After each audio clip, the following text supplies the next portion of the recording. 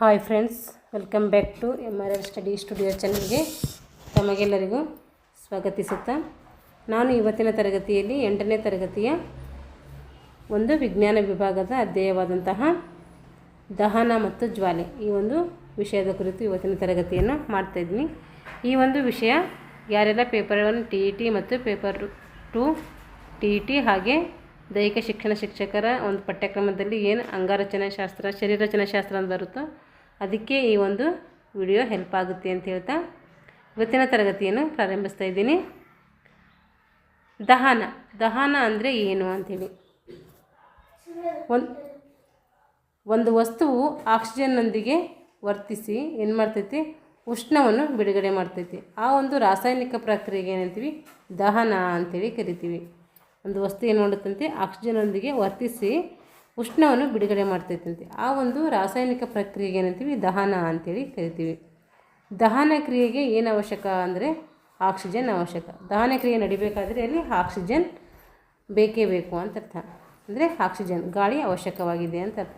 ಸೂರ್ಯನಲ್ಲಿ ಬೈಜಿಕ ಸಮ್ಮಿಲನ ಪ್ರಕ್ರಿಯೆಯಿಂದ ನಾವೇನು ಮಾಡ್ಬೋದು, ಉಷ್ಣ ಮತ್ತು ಬೆಳಕು ಉತ್ಪತ್ತಿಯಾಗುತ್ತದೆ. ನಮಗೆ ಉಷ್ಣ ಮತ್ತು ಬೆಳಕೆ ಸೂರ್ಯನಲ್ಲಿ ಯಾವ ಒಂದು ಪ್ರಕ್ರಿಯೆ ಉಂಟಾಗ್ತೈತೆ ಅಂದರೆ ಅದು ಬೈಜಿಕ ಸಮ್ಮಿಲನದಿಂದ ಉಂಟಾಗ್ತೈತೆ. ಈಗ ಜ್ವಲನ ತಾಪ ಅಂದ್ರೇನು ಅಂತಂದರೆ, ಒಂದು ವಸ್ತುವು ಬೆಂಕಿಯಿಂದ ಹೊತ್ತಿಕೊಳ್ಳುವ ಕನಿಷ್ಠ ತಾಪವನ್ನು ಅದರ ಜ್ವಲನ ತಾಪ ಅಂಥೇಳಿ ಕರಿತೀವಿ. ಅಂದರೆ ಒಂದು ವಸ್ತು ಬೆಂಕಿಯಿಂದ ಹೊತ್ಕೊಳ್ಬೇಕಾದ್ರೆ ಅದಕ್ಕೆ ಕನಿಷ್ಠ ತಾಪವನ್ನು ಇರ್ತೈತಲ್ಲ, ಆ ಒಂದು ತಾಪಕ್ಕೆ ಏನಂತೀವಿ, ಜ್ವಲನ ತಾಪ ಅಂಥೇಳಿ ಕರಿತೀವಿ.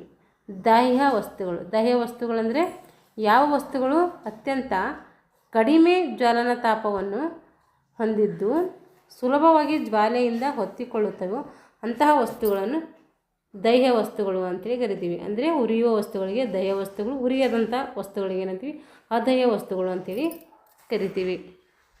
ದಹ್ಯ ವಸ್ತುಗಳಿಗೆ ಎಕ್ಸಾಂಪಲ್ಸ್ ಅಂದರೆ ಪೆಟ್ರೋಲ್ ಆಗಿರ್ಬೋದು, ಡೀಸೆಲ್ ಆಗಿರ್ಬೋದು, ಇವೆಲ್ಲ ಏನು ದಹ್ಯ ವಸ್ತುಗಳಿಗೆ ಉದಾಹರಣೆಗಳು. ನಾವು ಬೆಂಕಿಯನ್ನು ನಿಯಂತ್ರಿಸಬೇಕಾದ್ರೆ ಏನು ಮಾಡಬೇಕು ಅಂತೇಳಿ, ಅತಿ ಸಾಮಾನ್ಯವಾಗಿ ನಾವು ಬೆಂಕಿಯನ್ನು ನಂದಿಸಬೇಕಾದ್ರೆ ಏನು ಮಾಡ್ತೀವಿ, ಸಾಮಾನ್ಯವಾಗಿ ನೀರನ್ನು ಬಳಸ್ತೀವಿ. ಆದರೆ ಕಾಗದ ಅಥವಾ ಕಟ್ಟಿಗೆ ವಸ್ತುಗಳಿಗೆ ಬೆಂಕಿ ಹತ್ತಿದಾಗ ಮಾತ್ರ ಅದು ಬಳಕೆಗೆ ಬರ್ತೈತೆ.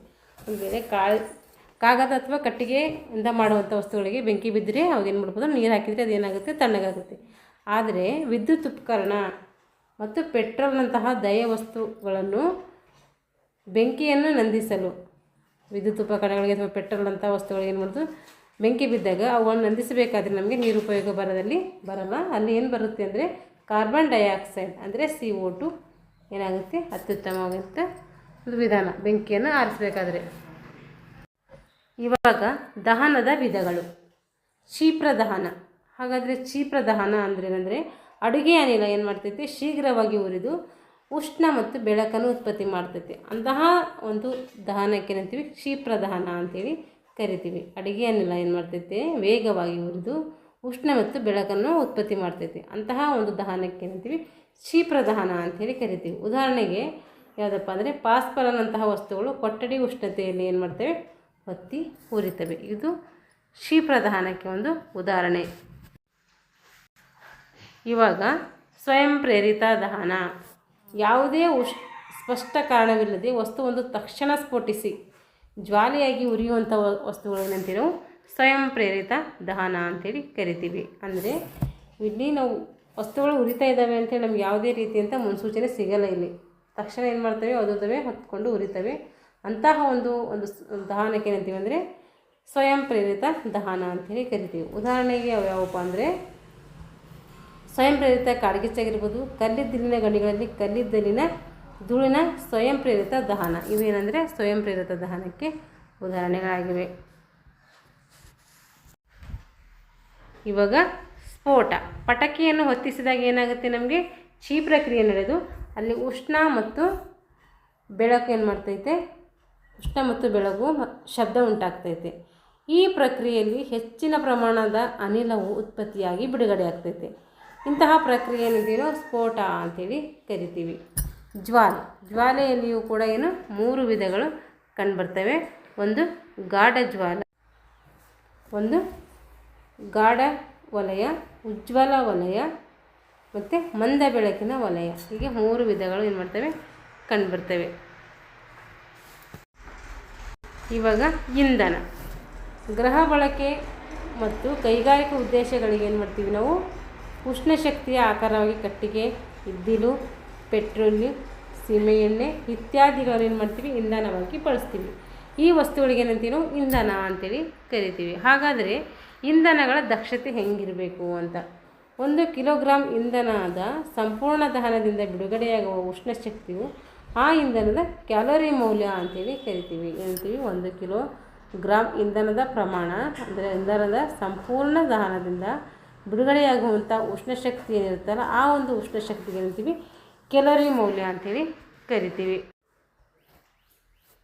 ಇಂಧನದ ಕ್ಯಾಲೋರಿ ಮೌಲ್ಯವನ್ನು ಏನು ಮಾಡ್ತೀವಿ ನಾವು ಕಿಲೋ ಜೌಲ್ ಅಥವಾ ಕಿಲೋಗ್ರಾಮ್ನಲ್ಲಿ ಅಳಿತೀವಿ. ಅಂದರೆ kg ಅಥವಾ kJ ಏಕಮಾನದಿಂದ ಏನು ಮಾಡ್ತೀವಿ ನಾವು ಕ್ಯಾಲರಿಯನ್ನು ಅಳಿತೀವಿ. ಇಂಧನದ ಅಪೂರ್ಣ ದಹನ ಕ್ರಿಯೆಯು ಕಾರ್ಬನ್ ಮೊನಾಕ್ಸೈಡ್ ಎಂಬ ವಿಷಾನಿಲವನ್ನು ಉತ್ಪತ್ತಿ ಮಾಡ್ತೈತೆ. ಇಂಧನದ ಅಪೂರ್ಣ ದಹನ ಕ್ರಿಯೆ ಏನು ಮಾಡ್ತಂದರೆ ಕಾರ್ಬನ್ ಮೊನಾಕ್ಸೈಡ್ ಎಂಬ ವಿಷ ಅನಿಲವನ್ನು ಉತ್ಪತ್ತಿ ಮಾಡ್ತೈತೆ. ಇವಾಗ ಆಮ್ಲಮಳೆ. ಆಮ್ಲಮಳೆ ಸಲ್ಫರ್ ಡೈಆಕ್ಸೈಡ್ ಮತ್ತು ನೈಟ್ರೋಜನ್ ಆಕ್ಸೈಡ್ಗಳು ಏನು ಮಾಡ್ತೇವೆ ಮಳೆಯ ನೀರಿನೊಂದಿಗೆ ವಿಲೀನಗೊಂಡು ಆಮ್ಲಮಳೆ ಆಗ್ತೈತೆ. ಆಮ್ಲಮಳೆ ಹೆಂಗೆ ಆಗ್ತೈತೆ ಅಂತ ಕೇಳಿದರೆ ಅಲ್ಲಿ ಸಲ್ಫರ್ ಆಕ್ಸೈಡ್ ಇರುತ್ತೆ ಹಾಗೂ ನೈಟ್ರೋಜನ್ ಆಕ್ಸೈಡ್ ಇರುತ್ತೆ. 2 ಆಕ್ಸೈಡ್ ಸಲ್ಫರ್ ಡೈಆಕ್ಸೈಡ್ ಅಲ್ಲ oxide, sulphur oxide, nitrogen oxide 2 ಏನು ಮಾಡ್ತೀವಿ ನೀರಿನೊಂದಿಗೆ ಸೇರಿಕೊಂಡು ಆಮ್ಲಮಳೆಗೆ ಕಾರಣವಾಗ್ತವೆ. ಆಮ್ಲಮಳೆಯ pH ಮೌಲ್ಯ ಎಷ್ಟಿರ್ತದೆ ಅಂತಂದರೆ ಆಮ್ಲಮಳೆಯ pH ಮೌಲ್ಯ 5.6 ಇರ್ತೈತೆ. ಅಂದರೆ ಇದ್ರ ಮೌಲ್ಯ ಎಷ್ಟಿರ್ತಂದರೆ 5.6 ಇರ್ತೈತೆ. ಇದು ಇಂಪಾರ್ಟೆಂಟು ನೆನಪಿಟ್ಕೋಬೇಕು. ಆಮ್ಲಮಳೆಯ pH ಮೌಲ್ಯ ಎಷ್ಟು ಅಂತಂದರೆ ಅದು 5.6ಕ್ಕಿಂತ ಕಡಿಮೆ ಇರ್ತೈತೆ. ಆಮ್ಲಮಳೆ ಎದಕ್ಕೆ ಹಾನಿಕಾರಕ ಉಂಟಾಗ್ತದೆ ಅಂದರೆ ಬೆಳೆಗಳಿಗೆ ಹಾನಿ ಮಾಡ್ತೈತಿ, ಕಟ್ಟಡಗಳಿಗೆ ಹಾನಿ ಮಾಡ್ತೈತಿ, ಮಣ್ಣಿಗೆ ಹಾನಿ ಮಾಡ್ತೈತಿ. ಹೀಗೆ ಬಹಳ ಹಾನಿಕರವಾದಂಥ ಒಂದು ಆಮ್ಲಮಳೆ ಆಗಿರ್ತೈತೆ. ಇದು ಏನಾಯ್ತಂದರೆ ಇಷ್ಟು ನಮಗೆ ಇಂಧನ ಮತ್ತು ಜ್ವಾಲೆಯನ್ನು ಒಂದು ಪಾಠದಲ್ಲಿ ಬರುವಂಥ ಒಂದು ವಿಷಯವಾಗಿರುತ್ತೆ. ಮುಂದಿನ ತರಗತಿಯಲ್ಲಿ ಮುಂದುವರೆದ ಲೆಸನನ್ನು ಕುರಿತು ತರಗತಿಯನ್ನು ಮಾಡೋಣ ಅಂತ ಹೇಳ್ತಾ ಇಲ್ಲಿಗೆ ಈ ತರಗತಿಯನ್ನು ಮುಗಿಸ್ತಾ ಇದ್ದೀನಿ. ಯಾರೆಲ್ಲ ನಮ್ಮ ಚಾನಲ್ನ ಸಬ್ಸ್ಕ್ರೈಬ್ ಮಾಡಿಕೊಂಡು ವಿಡಿಯೋಗಳನ್ನು ವೀಕ್ಷಿಸಿ ಇಷ್ಟ ಆಗಿದರೆ ಶೇರ್ ಮಾಡಿ ಅಂತ ಹೇಳ್ತಾ ಎಲ್ಲರಿಗೂ ಧನ್ಯವಾದಗಳು.